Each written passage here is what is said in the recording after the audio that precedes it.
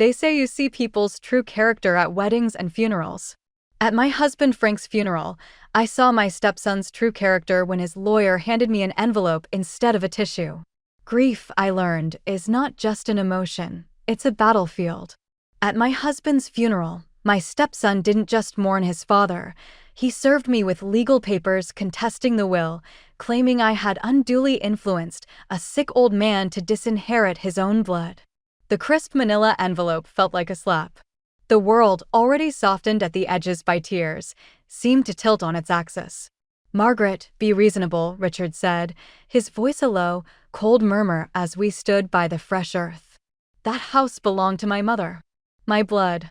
You were just his second act." Cynthia, his wife, stood beside him, her expression a mask of legalistic sympathy. "The will Dad signed while he was on all that medication isn't valid. We have a prior version. The real one. It's all going to Richard." "My home for 20 years, I stammered, the words feeling flimsy and small. "Frank wanted me to have it. He told me." Richard leaned in, his breath a ghost in the chill air. "Frank wasn't in his right mind at the end. But don't worry. I won't let you starve." The threat in his generosity was as clear as the headstone beside us. In the days that followed, I was a ghost in my own home. The bank accounts were frozen by a judge's injunction. I used the last of the cash in my purse to buy milk and bread. The silence of the house was no longer peaceful, it was accusatory. In desperation, I called Frank's lawyer, the man who had drafted his final wishes.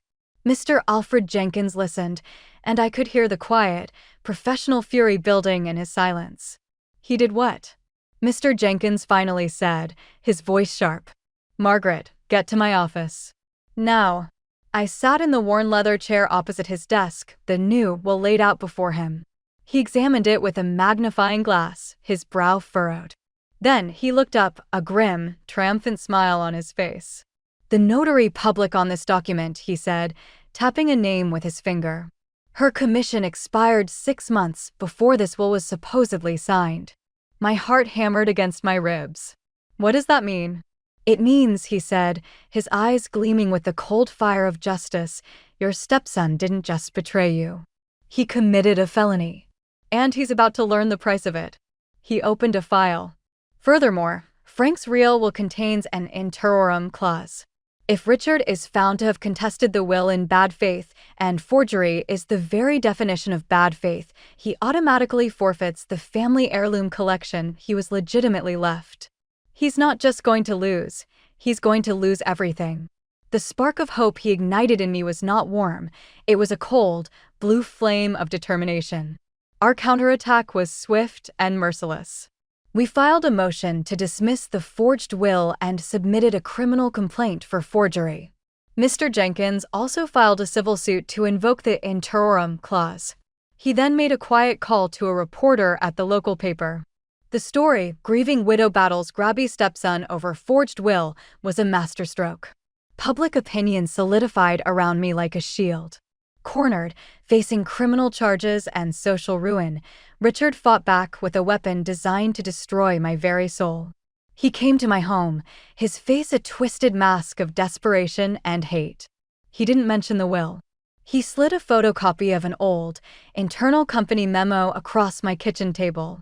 It mentioned an embezzlement investigation and the name of my first husband, Michael, who had died in a car accident 30 years ago. "Was he a thief, Maggie?" Richard hissed. "Was my father your second dead husband, or your second Mark? I'll leak this. I'll tell the world you're a black widow who marries men and ruins them. Drop the charges. Sign the house over. Or I will bury you and Michael's memory in so much mud, no one will ever see the truth."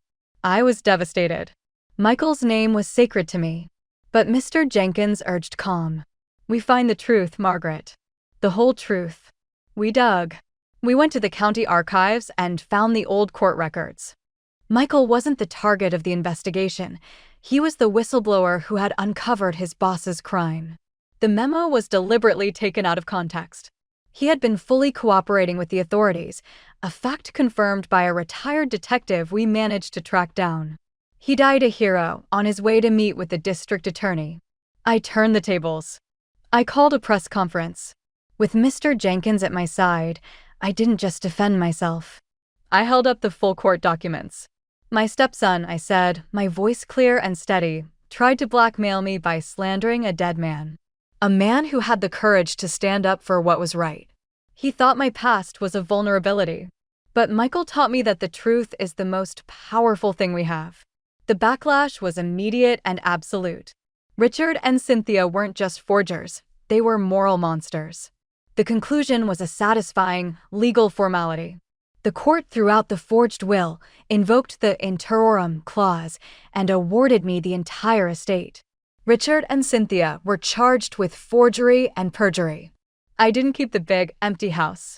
I sold it, bought a cozy cottage with a garden, and used the rest of the money to establish the Frank Delaney Future Educators Fund. They thought my kindness was a weakness and my past was a weapon they could use. But they learned that a life built on love is a fortress. To anyone facing a betrayal that cuts to your very core, remember, your integrity is your inheritance. Protect it. And sometimes, the most profound revenge is simply living a happy, peaceful life, knowing they have to watch. The quiet of my cottage was a balm. For the first few months, I simply existed, tending my garden, reading, and learning the rhythms of a life that was entirely my own. The Frank Delaney Future Educators Fund was my touchstone, a living thing that grew with each semester. Receiving thank you notes from earnest young students was a joy deeper than any I had known. It was the opposite of Richard's greed, a legacy that multiplied by being given away. But a shadow, however faint, remained. Richard and Cynthia, having accepted a plea deal, were on probation. They were forbidden from contacting me, a condition I enforced with the same quiet firmness I'd once used in my classroom. Yet, their presence lingered like a stubborn stain. Whispers in the grocery store, averted glances at the library, our small town had a long memory, and the scandal had become part of its fabric. The final, unexpected shift began with a letter. Not from a lawyer, but from a woman named Sarah. She introduced herself as Richard's daughter, my step-granddaughter, a connection so distant I had nearly forgotten it. She was a college student, studying social work. Her letter was hesitant, achingly honest. "I know I have no right to write to you," she began. "What my father did was unforgivable. But I need you to know that not everyone in our family agreed. My mother and I, we were afraid of him. We're not anymore. He's gone. Mom finally left him. I guess I just wanted to say I'm sorry. For everything." The letter felt like a hand extended across a great chasm. I showed it to Mr. Jenkins, who had become a dear friend. "Be cautious, Margaret," he advised, his legal mind always on guard. It could be a new tactic. But my teacher's heart, the part that believed in redemption, saw something else. I wrote back. A short, careful note. I thanked her for her courage and wished her well in her studies. A month later, another letter arrived.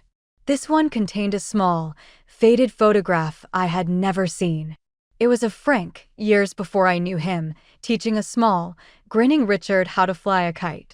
On the back, in Frank's handwriting, it said, "My boy." So full of wind and wonder. Sarah had written, "I found this going through my mom's things. I thought you should have it. I think Grandpa would have wanted you to." That photograph undid me. It didn't excuse Richard's actions, but it contextualized them.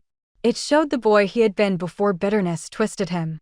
It was a story I hadn't known, a piece of Frank's history returned to me. It was, in its own way, a form of restitution more meaningful than any court could order. I didn't invite Sarah into my life with open arms. The wounds were too deep for that. But we began a slow, careful correspondence. She became my window into a family I had lost, and I, perhaps, became a link to the grandfather she had loved before he met me. One afternoon, I was in my garden when Mr. Jenkins stopped by. He found me smiling over one of Sarah's letters, where she detailed her latest social work case study. "You look lighter, Margaret," he observed. "I feel it, Alfred," I said. "The war is over. This feels like the peace treaty." He nodded, understanding. Not all battles end with a surrender. Some just fade away, making room for something new to grow. That evening, I sat on my porch, the photograph of Frank and Richard beside me. The betrayal would always be a part of my story, a dark thread in the tapestry. But it was no longer the whole picture.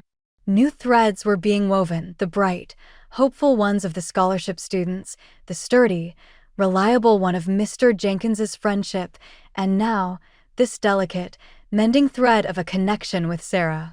They had tried to steal my past and my future. But in the end, they had only forced me to build a new present, one that was richer, more complex, and more truly mine than the one they had shattered. The fortress of my life had not just been defended, it had been expanded, its gates now cautiously opened to a future I had never dared to imagine. The lesson was finally complete. The ultimate revenge is not just to survive, but to find a way to thrive on your own terms, with a heart that is wiser but has refused to harden. The final piece fell into place on a bright Saturday morning. I was in my garden, the scent of damp earth and blooming lilacs filling the air, when a car pulled up. It was Sarah. She stood by the gate, holding a small plant as a peace offering. "Hi, Maggie," she said, her voice tentative. I was in the neighborhood. I looked at this young woman, Frank's blood, my late husband's legacy standing before me. The fear and caution Mr. Jenkins had counseled melted away, replaced by a quiet certainty. This wasn't a tactic or a scheme. This was a chance, however fragile, for something new to grow. "Come in, Sarah," I said, opening the gate. "Let's find a spot for this in the sun." We planted the lavender bush together, our hands in the soil, a simple, healing act. We didn't talk about Richard or the past. We talked about her classes, my garden, the students my scholarship was helping. It was ordinary, and it was extraordinary. Later, as she prepared to leave, she paused at the door. "He's moving away, you know. Dad. To another state. He couldn't stand living here anymore. With what everyone knows." I simply nodded. There was no triumph in the news, only a quiet sense of an ending. The shadow had finally receded, not with a bang, but with a quiet departure. That evening, Mr. Jenkins came over for our weekly dinner. I told him about Sarah's visit and Richard's departure. "So," he said, raising his glass of iced tea, "it's truly finished." "No," I said, echoing his wisdom from months before. I looked around my cozy cottage at the photograph of Frank and a young Richard now framed on my bookshelf, beside a recent picture of a beaming scholarship recipient. It's complete. The story of Maggie and Frank, of betrayal and survival, had reached its final, satisfying chapter. The pages were no longer filled with conflict, but with the quiet, rich prose of a life well lived. The love I had for Frank was no longer a ghost haunting the halls of a contested house. It was a warm memory in a home that was entirely, peacefully my own. The war was over. The peace was won. And in my garden, a lavender bush stood as a promise of sweeter days to come.